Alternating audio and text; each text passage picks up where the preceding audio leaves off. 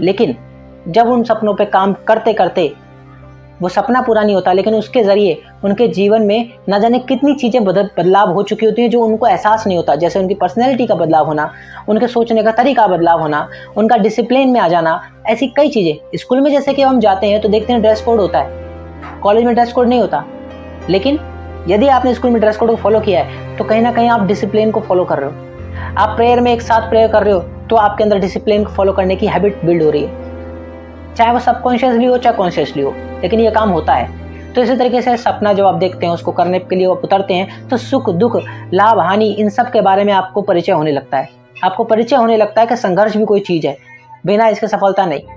हरामीपंथी से कुछ नहीं मिलने वाला। मेहनत तो हर जगह लगती है, चाहे वह बौद्धिक क्षमता से हो चाहे शारीरिक क्षमता से हो, लेकिन मेहनत लगती है। मेहनत करने वाला ही आगे बढ़ता है। हरामीपंथी से और नकारेपन से आगे बढ़ तो जाओगे आज के ज़माने में, लेकिन उसका अल्टीमेटम फ़ायदा आपको मिलेगा ही नहीं। आपकी पर्सनैलिटी ओवरऑल डेवलप होगी ही नहीं। एक बेहतर, एक लंबे रेस के घोड़े आप बनोगे ही नहीं।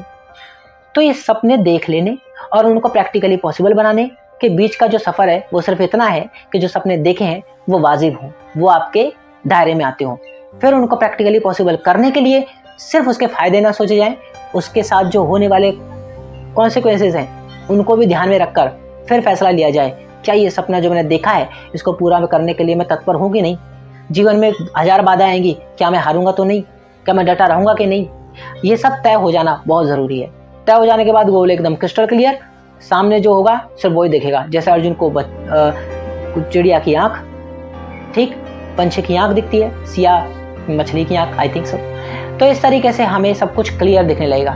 और उसके बाद आता है फिर आलस, क्योंकि सफ़र एक दिन का नहीं है। फिल्मी दुनिया का सफ़र नहीं है कि 3-1.5 घंटे में कहानी ख़त्म। यहाँ तो सफ़र शायद 6 महीने, शायद साल, शायद 2 साल। बड़े बड़े सफ़र की तैयारी करने वालों को 6-6 साल, 7-7 साल, और बिजनेसमैन को कहीं 10-10 साल लग जाते हैं, लेकिन वो हार नहीं आता। 10 साल के पहले की शुरुआत, पहले दिन की शुरुआत से ही उसका जो एनर्जी होती है वो 10वें साल तक में भी सस्टेन रह पाती है। ऐसा क्यों? क्योंकि वो भटकना नहीं जानता। उसके दिमाग में फिक्स हो चुका है, ऐसे या वैसे, साम दाम दंड भेद, किसी भी तरह से उसे अब वो चाहिए, वो उसे पाकर रहेगा।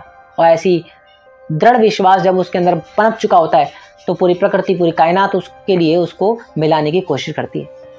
तो अंत में निर्णय यही निकल के आता है कि हम लॉ ऑफ अट्रैक्शन, यानी कि कहीं ना कहीं लॉ ऑफ अट्रैक्शन को अट्रैक्ट कर रहे होते हैं, इसको फॉलो कर रहे होते हैं। और फॉलो अप यही है कि अपनी फ्रीक्वेंसी को, अपनी वाइब्रेशन को इस प्रकृति के साथ जोड़ देते हैं, अपनी फ्रीक्वेंसी को एक पॉइंट पे सेट कर देते हैं। कभी ऊपर